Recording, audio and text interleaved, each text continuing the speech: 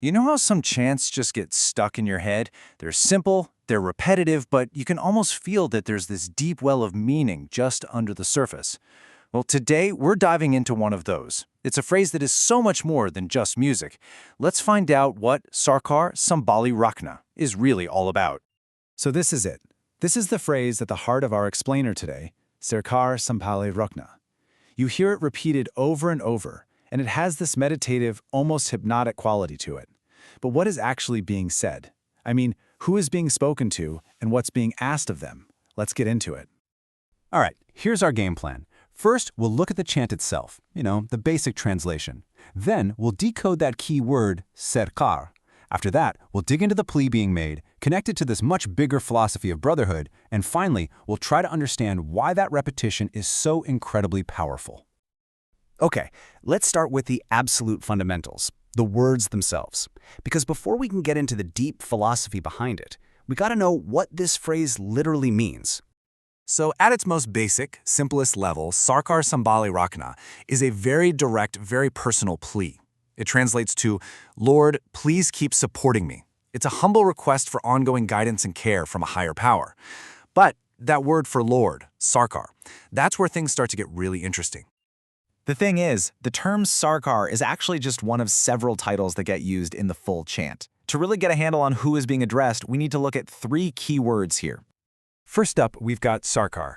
Now, in everyday language, this can just mean government. But in a spiritual context like this one, it's a term of really deep respect for a master or a lord. It sets up this relationship of devotion and total trust right from the get-go. Next, there's the word data. This one translates directly to the giver. And this really shifts the perspective, doesn't it? The divine isn't just a master to be revered, but also the ultimate source of everything, the provider of life, of support, of sustenance. And finally, we have the term Satguru. This means the true guru or true teacher. And this adds a whole other layer. Now, the request for support isn't just for material things or emotional help. It's also for spiritual wisdom and enlightenment from the ultimate teacher. So, when you put it all together, you see the chant isn't just talking to one single idea of the divine. It's this holistic address to a master, a giver, and a true teacher all at the same time. This multifaceted view is absolutely crucial to understanding just how deep this plea really goes. Okay, so we know who's being spoken to. Now, let's break down the second half of that phrase to understand exactly what is being asked of them. See, sambhali rakhna isn't a one-time request. The phrasing implies a continuous, ongoing action. It means to keep supporting or to continue taking care of. The key here is that this is a plea for unwavering, constant support, not just a call for help in one single moment of crisis. So when we put it all together, the simple chant really transforms into this incredibly profound statement of surrender. It's basically saying, "O Master, provider and true teacher, please hold me, uphold me, and never let me go. Just keep me in your constant care." It's an expression of complete and total trust.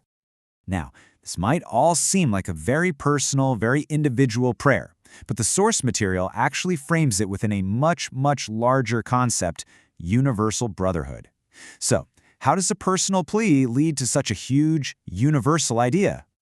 Well, the logic kind of flows like this. It all starts with that personal plea for support.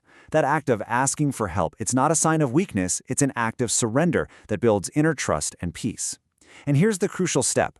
Once you find that inner stability, that feeling of being supported, your whole perspective can shift. You're no longer coming from a place of fear or scarcity. That inner peace makes it possible to look outwards with a sense of connection to everyone and to everything. It becomes the foundation for universal brotherhood. And this brings us to the final piece of this puzzle. The music isn't just a single line, right? It's a continuous chant. So why the repetition? What's the purpose of saying it over and over and over again? You see, repetition in chanting is basically a powerful spiritual technology. It's designed to deepen your focus and quiet all that noise in your mind. Every single repetition reinforces that core message of surrender, helping you to truly internalize it. This practice can lead to a meditative state. When it's done in a group, it unifies everyone in a single, shared intention and feeling. It's powerful stuff. So, we've seen how just a few simple words can unfold into this complex philosophy of surrender, trust, and ultimately universal connection. And it leaves us with a really fascinating thought to end on. How can a simple phrase, just repeated with intention, truly change not only our inner state, but the very way we see the world and our connection to everyone in it?